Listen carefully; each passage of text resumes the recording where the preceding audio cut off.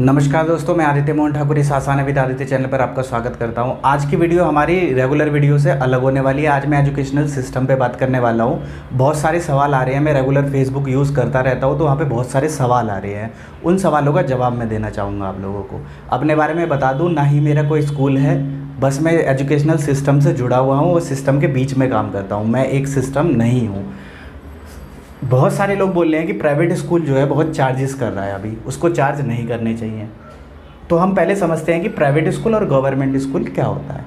इस पर पूरी सीरीज़ आएगी, यदि आप लोग मेरी बात समझ पाएंगे तो, मेरी भाषा समझ पाएंगे तो, जो मेरा दर्द है वो चीज़ आप समझ पाएंगे तो। सबसे पहले प्राइवेट स्कूल और गवर्नमेंट स्कूल में पहले आप अंतर समझ लीजिए। प्राइवेट स्कूल की सारी चीज़ किसी ना किसी एक प्राइवेट अथॉरिटी होती है, किसी व्यक्ति की।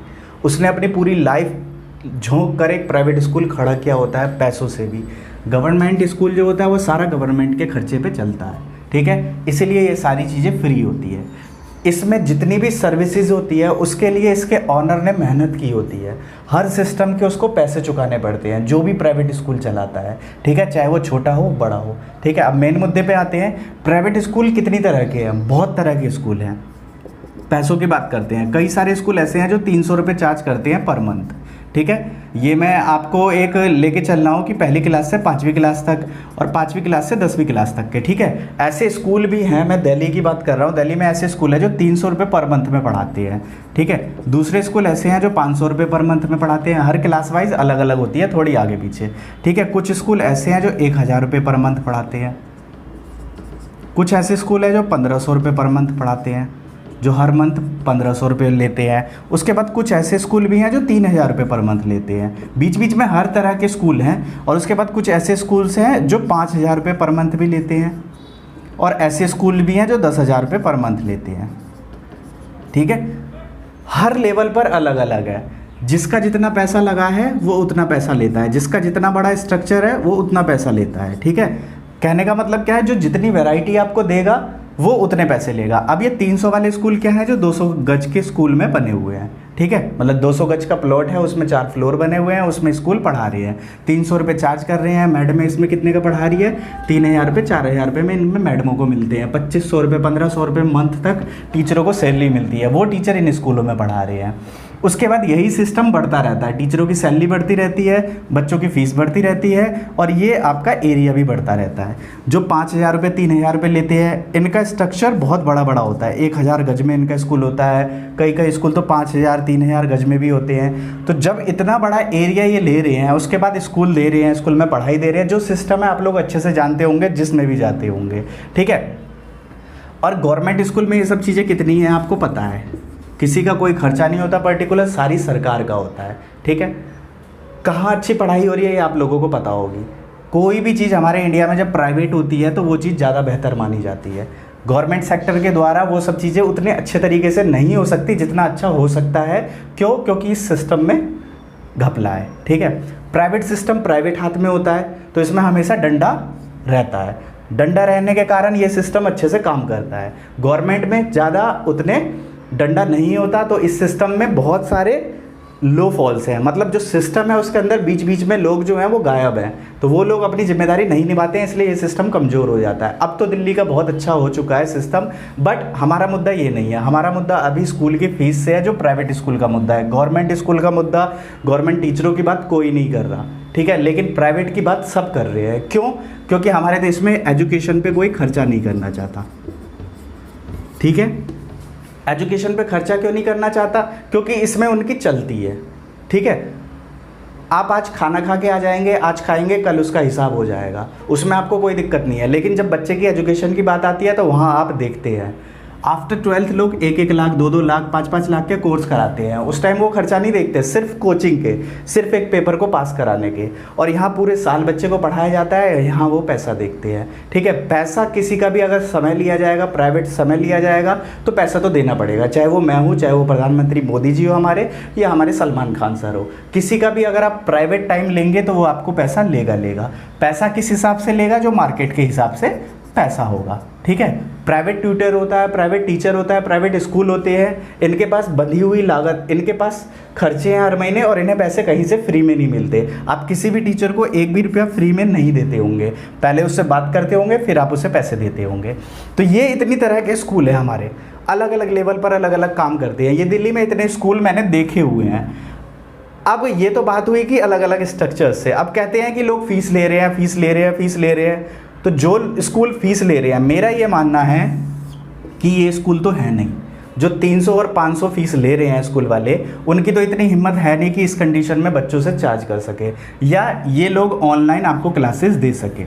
अगर ये आपको कर भी रहे होंगे तो सिर्फ सपोर्ट कर रहे होंगे व्हाट्सएप पे उसके आंसर्स भेज के।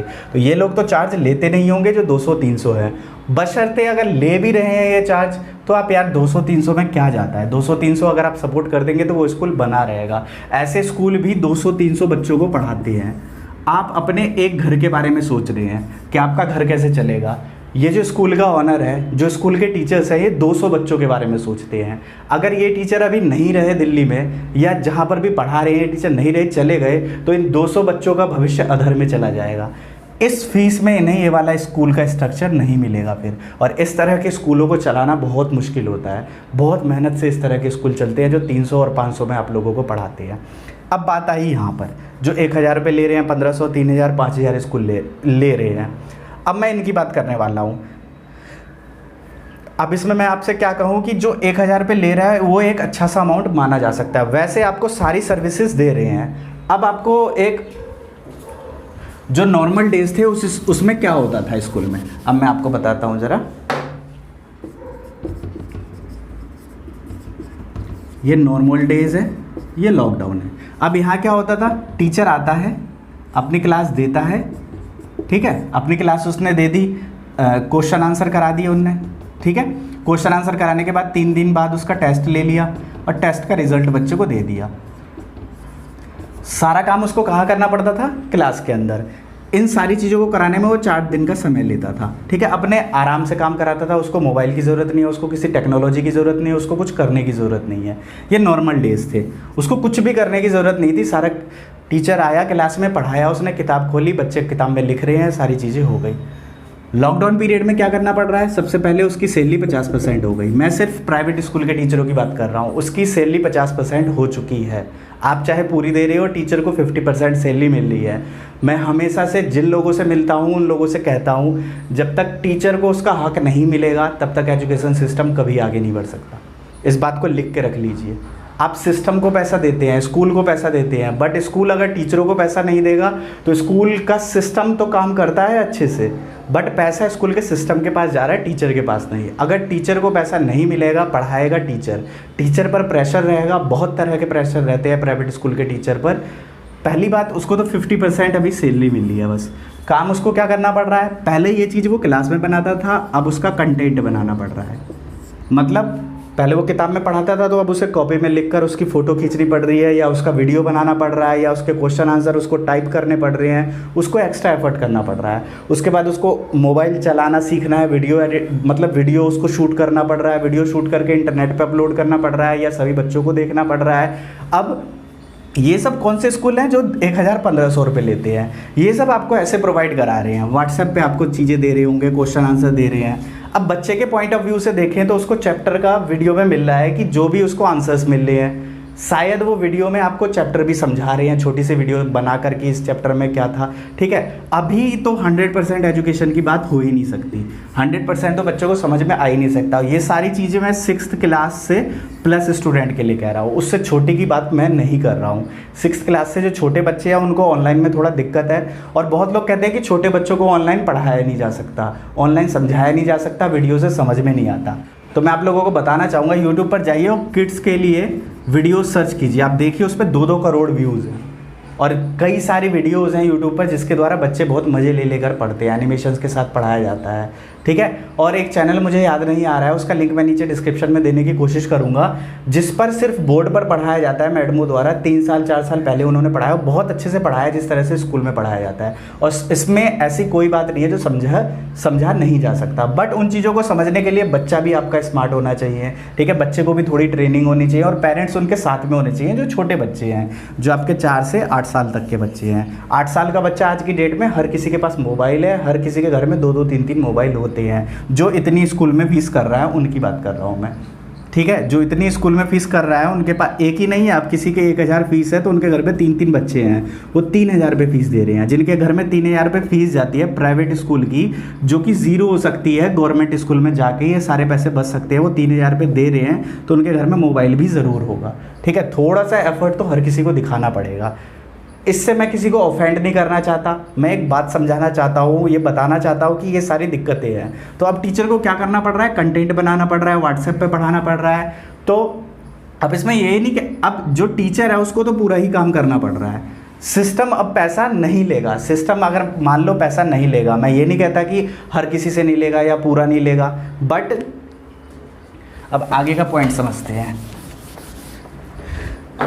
जो ये बड़े स्कूल हैं जो 4000-5000 रुपये फ़ीस ले रहे हैं, 4000 फीस ले रहे हैं, 5000 अगर वो फ़ीस ले रहे हैं तो उनका सिस्टम बहुत बड़ा होता है, उनका स्कूल सब कुछ बहुत बड़ा होता है और लार्ज स्केल पे होता है। और ये बच्चे भी कितने 1500 बच्चे पढ़ा रहे होते हैं। आज आप सोच रहे हैं कि लॉकडाउन के पीरियड में हम इन्हें देंगे सिर्फ 50% इन्हें सैलरी देंगे, 50% सैलरी से इन्हें पूरा सिस्टम चलाना है, इनको टीचर को भी रोकना है। पहली बात, प्राइवेट स्कूल में टीचर क्यों रुकेगा, 4 महीने लॉकडाउन हो चुके हैं, जिसमें से 3 महीने किसी का के पास भी कोई काम नहीं था, टीचरों को सैलरी नहीं मिल रही थी। 50% भी मैं वो कह रहा हूँ जो परमानेंट टीचर है, जो अच्छे टीचर हैं, जो सालों से पढ़ा रहे हैं उनको। बाकी आपके 60% ऐसे टीचर हैं जिनको लात मारकर बाहर निकाल दिया गया और वो दिल्ली छोड़कर गांव जा चुके हैं। क्यों? क्योंकि इनके पास ना रहने का ठिकाना है, ना इनके पास कुछ है। और इन टीचरों की कोई पूछ नहीं है क्योंकि ये प्राइवेट टीचर हैं, ये हर महीने एक लेबर की तरह पढ़ाते हैं और उसी पढ़ाए हुए पैसों से, मतलब आज पढ़ाया तो इनके पास कुछ आया तो उससे खाते पीते हैं, किराया देते हैं और महीने भर इसी तरह से काम करते हैं। मुश्किल से ये 1500 से 15,000 से 20,000 रुपये कमा पाते हैं, जिसमें अपनी सारी चीज़ें करते हैं, ठीक है। और इनके खुद के स्कूल में बच्चे, जो इनके खुद के बच्चे होते हैं, वो भी उस स्कूल में फ्री नहीं पढ़ते, उनको भी पेमेंट देनी पड़ती है। एक बच्चा फ्री होता है, दूसरा बच्चे के उनको भी पूरी पेमेंट देनी पड़ती है, जिस स्कूल में वो पढ़ा रहे हैं उस स्कूल में भी। तो ये एक सिस्टम था। अब ये बड़े स्कूलों की बात करूँ तो बड़े स्कूल आपको पता है कि जूम ऐप पे पढ़ाते हैं सब। मैं कई सारे बच्चों को देखा जिन स्कूल के 3000-4000 रुपये फ़ीस है, उनके मैं बता रहा हूँ कि कॉस्ट किस चीज़ का है, क्लास में पढ़ाना और उसका कंटेंट बनाकर आपको प्रोवाइड कराना आपके घर पे, दोनों में बहुत डिफरेंस है, ठीक है। हम यूट्यूबर हैं, हम जानते हैं कि कैसे वीडियो बनती है और कितनी मेहनत लगती है। अब जो अच्छे स्कूल जो 4000-5000 रुपये फ़ीस लेते हैं, वो आज की डेट में जूम ऐप पर पढ़ा रहे हैं आप लोगों को। पूरा लेक्चर होता है, अगर 45 मिनट की एक क्लास होती है, एक पीरियड 45 मिनट का होता है, 45 मिनट का जूम ऐप पे पूरा लाइव हो रहा है, टीचर लाइव आता है और लाइव पढ़ाता है। मैं आपको बता रहा हूँ और क्लास में खड़ा होकर बता रहा हूँ, क्या डिफरेंस है इसमें। टीचर सामने ही तो खड़ा होता है, टीचर बच्चे के पास तो आगे खड़ा नहीं होता। तो जूम ऐप पर कोई दिक्कत नहीं है अगर टीचर सभी चीज़ों को पढ़ा रहा है, बशर्ते बच्चा पूरा ध्यान देगा। तो टीचर अपनी पूरी मेहनत से पूरा लेक्चर रिकॉर्ड करके या लाइव आपको जूम ऐप पर पढ़ाते हैं, जो 4000-5000 रुपये ले रहे हैं वो। उसके बाद आपको PDF फाइल में या स्कैन करके आपको पूरे क्वेश्चन आंसर मिल रहे हैं। उसके बाद आपके टेस्ट भी लिए जाते हैं, एग्ज़ाम नहीं ले रहे हैं, एग्ज़ाम जब तक सरकार नहीं कहेगी तब तक नहीं लेंगे, उसके टेस्ट भी ले रहे हैं। मान लो एक चैप्टर आपको कराया तो उसको आपको समझा दिया, उसके क्वेश्चन आंसर भी दे दिए, फिलअप्स आपको करा दिए, तो आपके लिए क्या चीज़ रह गई, क्या चीज़ रह गई आपके 6th क्लास से बच्चों के लिए कह रहा हूँ। अब ये इतनी चीज़ें प्रोवाइड करा रहे हैं। अब इसमें क्या है, लोग कह रहे हैं कि हम फीस नहीं भर सकते, फीस नहीं भर सकते। ठीक है, आप नहीं भर सकते, जानते हैं। अगर फीस नहीं भर सकते तो आज से ये सिस्टम नहीं है। मान लो क्लास में 60 बच्चे हैं, तो क्या 60 बच्चों की इस लॉकडाउन पीरियड में सब कुछ बर्बाद हो चुका है? उनके पेरेंट्स की बात कर रहा हूँ, नहीं, ऐसा नहीं है। इसमें से 40% ऐसे भी होंगे जिनकी ऐसी हालत नहीं होगी। तो मान लीजिए 20% है, 20% लोगों की ऐसी हालत है। तो आज से नहीं, पुराने समय से ही मैं ये सारी चीज़ें अपने एक्सपीरियंस से कह रहा हूँ, आज से ही नहीं, पुराने समय से था। अगर कोई पेंडेमिक होता है, किसी की दिक्कत होती है प्राइवेट स्कूल में, तो एक पत्र लिखा जाता है। क्या लिखा जाता है? लेटर लिखा जाता है। लेटर के अंतर्गत ये लिखा जाता है कि हमें क्या दिक्कत है, हम स्कूल की फ़ीस नहीं भर सकते हैं या हम अभी नहीं भर सकते हैं, हम आने वाले समय में इनकी फ़ीस भर देंगे। ठीक है, ये लेटर आज से नहीं, बच्चों को 6ठी 7वीं 8वीं 9वीं हर क्लास में लिखवाया जाता है कि फ़ी कंसेशन के लिए आप टीचर को, प्रिंसिपल को लेटर लिखो। तो ये लेटर कब काम आएगा? ये लेटर अभी काम आएगा। यदि आपको दिक्कत है तो आप अपने इलाके के निगम पार्षद, विधायक, इन सब चीज़ों से, या आप दिल्ली में रहते हैं तो केजरीवाल सरकार इतनी बढ़िया काम कर रही है, उनसे आप लिखवा के ले जाइए और पत्र टीचर को दीजिए कि मैं इतना नहीं कर सकता। अब अगर हर ऑडियंस कह देगी, 100% कह देंगे कि हम फीस नहीं देंगे, तो जो इस स्कूल को चला रहा है 5,000 रुपये 6,000 रुपये उसके पास आ रहे हैं, वो अगर ज़ीरो हो गए तो वो 4 महीने तक इन सब चीज़ों को कैसे चला पाएगा और भविष्य में इस स्कूल को कैसे चला पाएगा। जो स्कूल आज की डेट में जो 4,000 5,000 ले रहे हैं, बड़ा सा स्ट्रक्चर लेके खड़ा कर रखा है इन्होंने, वो 2,000 बच्चों को पढ़ाते हैं।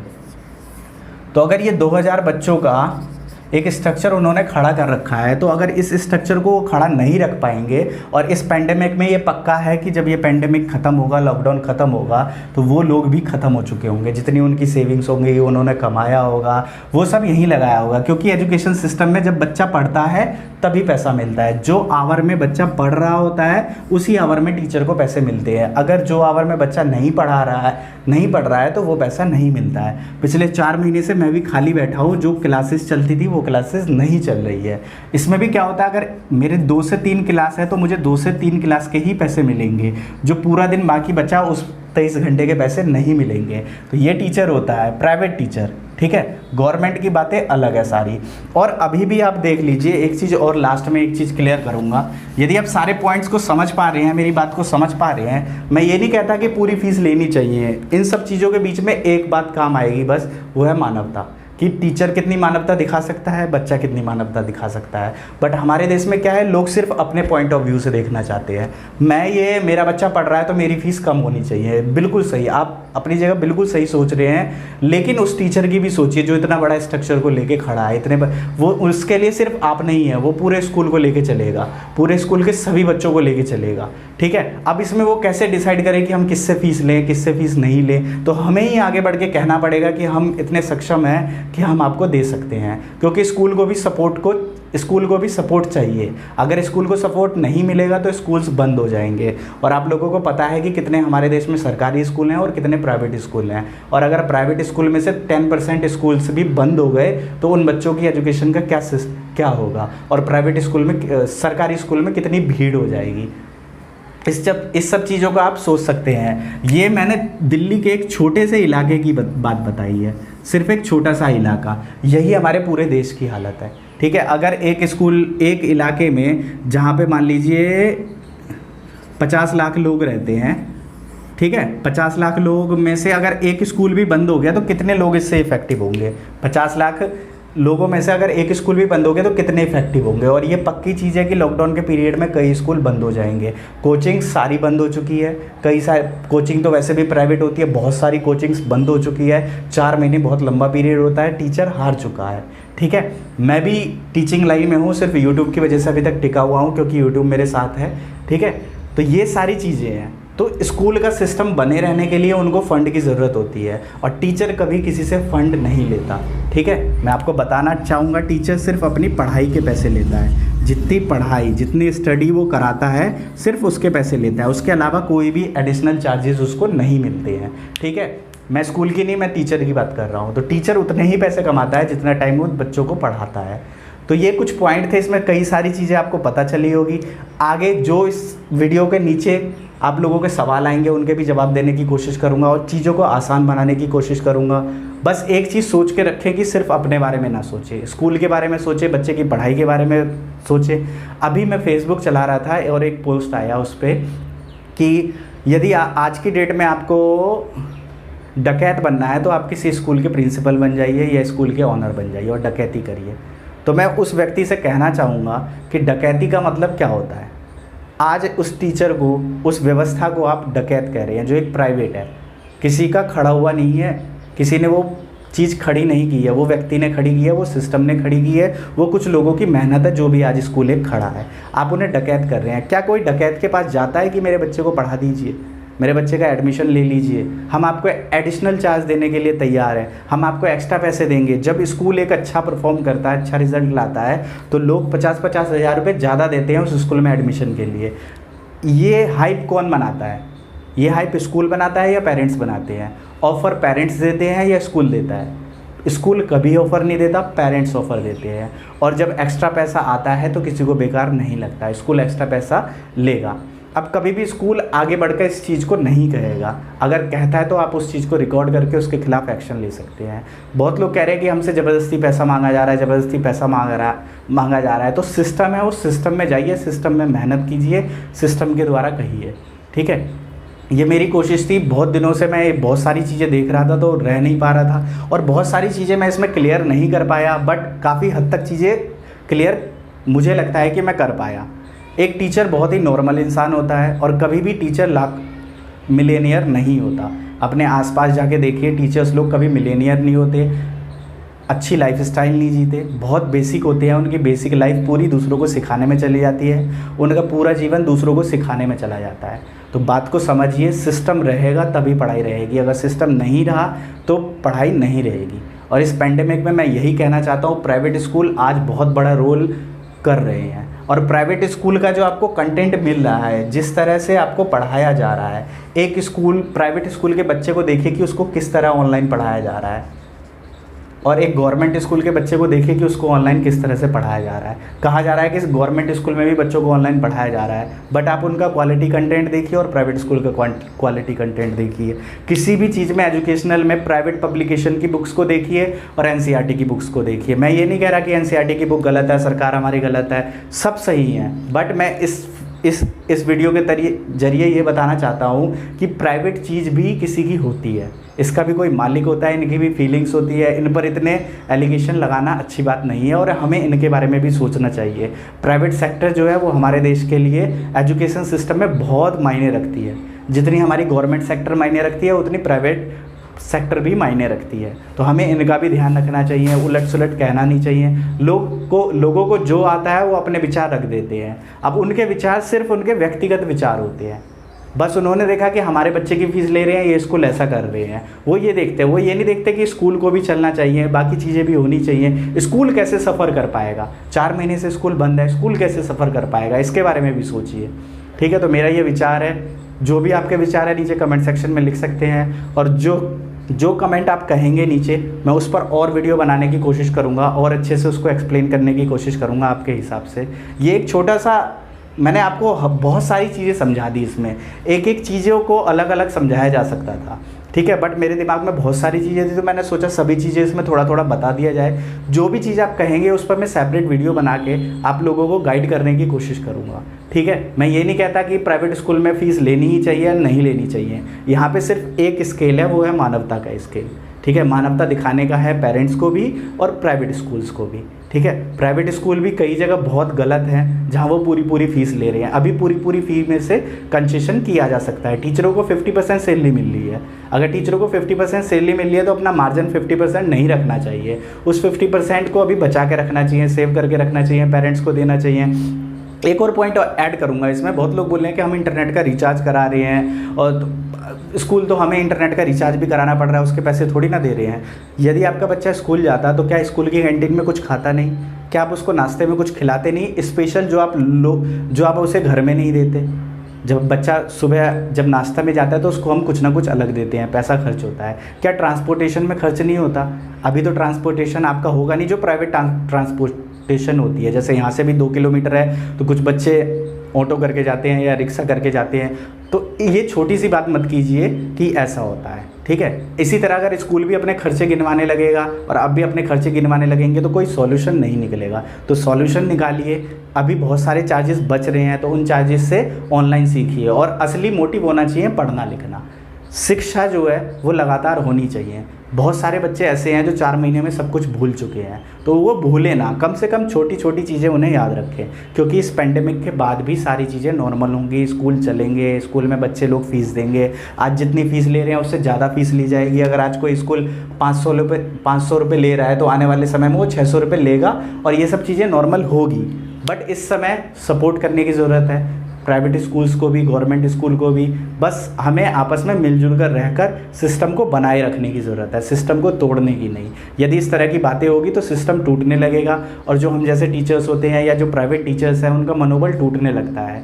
क्यों? क्योंकि वैसे तो टीचर का मनोबल हमेशा ही टूटा होता है, समाज से एक अलग काम करता है वो, और अपनी ज़िंदगी का लक्ष्य होता है उसका लक्ष्य ये नहीं होता कि मुझे पैसा कमाना है या मुझे ये करना है, उसे शिक्षा देना होता है, इसीलिए वो शिक्षा के फील्ड में आता है। बहुत सारे ऐसे अपवाद भी हैं इसमें जो सिर्फ पैसा कमाने के लिए करते हैं, तो वो हर चीज़ है, वो हर चीज़ में ऐसे पेरेंट्स भी होते हैं जो खाली अपनी अपनी चलाते हैं, और ऐसे स्कूल्स भी होते हैं जो अपनी अपनी चलाते हैं। सही गलत दोनों तरफ ही है, बाकी बीच में सिर्फ मानवता है। मानवता के हिसाब से काम कीजिए और अच्छे से चीज़ों को समझने की, अच्छे से चीज़ों को करने की, और कहीं पे फालतू की लिखने से बचिए। यदि आप लिखते हैं तो टीचरों का मनोबल गिरता है, तो कहीं पर आलतू फालतू की चीज़ मत लिखिए। सही चीज़ है तो उसको ज़रूर लिखिए, ठीक है। एक स्कूल अगर चार्जेस कर रहा है तो इसका मतलब ये नहीं कि सारे स्कूल चार्जेस कर रहा है। इसी तरह एक स्कूल अगर फ्री कर रहा है तो इसका मतलब ये नहीं कि सारे स्कूल फ्री कर रहा है। अगर कोई चार्ज ले रहा है तो क्यों चार्ज ले रहा है, इस चीज़ का भी आप अच्छे से बखान कीजिए, अच्छे से चीज़ों को जानने की कोशिश कीजिए। अगर स्कूल रहेगा तो ही पढ़ाई रहेगी, नहीं तो ऐसा सिस्टम बनाने में बहुत मेहनत लगेगी। बहुत सालों में एक स्कूल जाके बनता है, चाहे वो प्राइवेट स्कूल हो चाहे वो गवर्नमेंट स्कूल हो।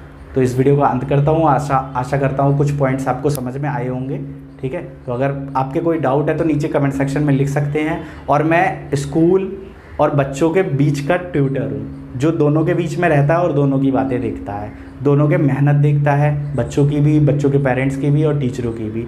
बस सिस्टम को बनाए रखने में हम मदद करते हैं और एक सिस्टम का बहुत छोटा सा हिस्सा हूँ मैं, ठीक है।